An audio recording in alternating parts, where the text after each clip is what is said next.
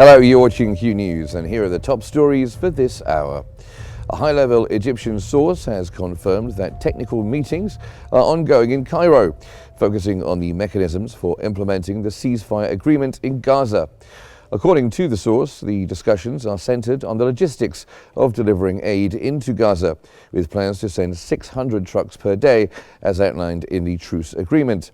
The technical meetings, which began today, Friday, in Egypt's capital, involve teams from Egypt, Qatar, the United States and Israel. The goal is to finalize the procedures for the successful implementation of the ceasefire, which has become a critical priority following the recent escalation in Gaza.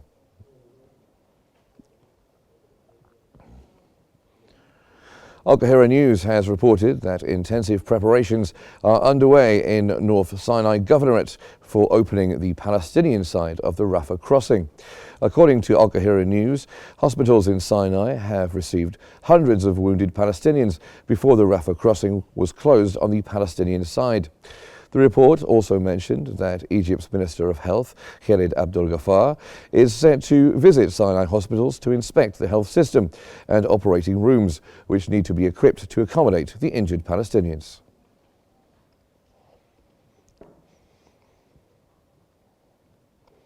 Israel's Security Cabinet has ratified a ceasefire deal to exchange dozens of detainees and pause the 15-month war for an initial 6 weeks. The approval came after an unexpected delay which sparked fears that last-minute disagreements between Israel and Hamas could scuttle the agreement.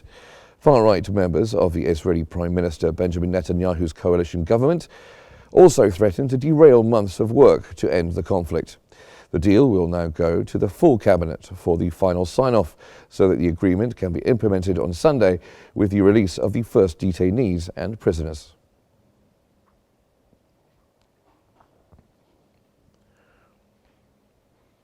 International Criminal Court prosecutor Karim Khan has defended his decision to bring war crimes allegations against Israel's Prime Minister, saying Israel had made no real effort to investigate the allegations itself. ICC judges issued arrest warrants for Israeli Prime Minister Benjamin Netanyahu, former Israeli Defense Chief Yoav Gallant and Hamas leader Ibrahim al-Masri last November on charges of war crimes and crimes against humanity during the Gaza conflict. Israel has rejected the jurisdiction of the Hague-based court and denies the allegations of war crimes. The United States, Israel's main ally, is also not a member of the ICC and has criticized the arrest warrants against Netanyahu and Gallant.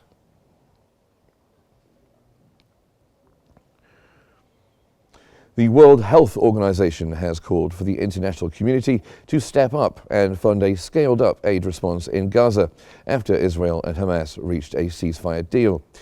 The UN Health Agency said its member states, donors and the global community, including the private sector, should support both the urgent health needs and the longer-term rebuilding of Gaza's healthcare system. Macron said the WHO is ready to deliver, although the significant security and political obstacles to delivering aid across Gaza need to be removed. Speaking at the same briefing, the WHO Director General, Tedros Adhanom, said the WHO is seeking $1.5 billion to help more than 300 million people living in 42 emergency zones.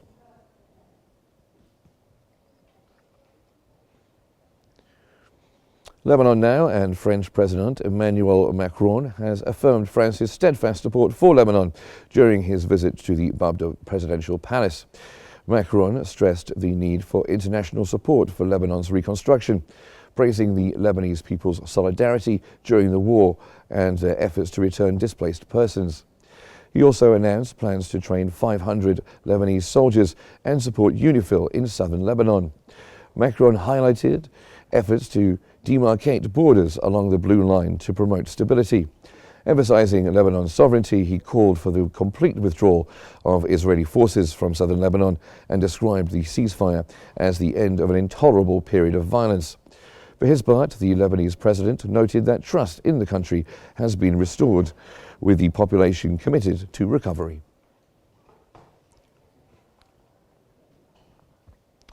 EU Crisis Management Chief Hadja Labib has announced a €235 million aid package for Syria and neighbouring countries during the first visit by a senior EU official since Bashar al-Assad's ouster.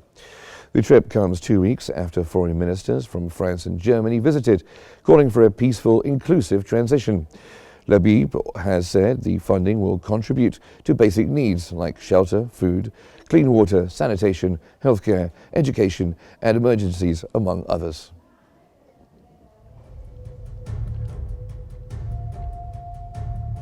And that's our top stories for this hour. Thanks for watching and stay tuned for more updates here on Q News.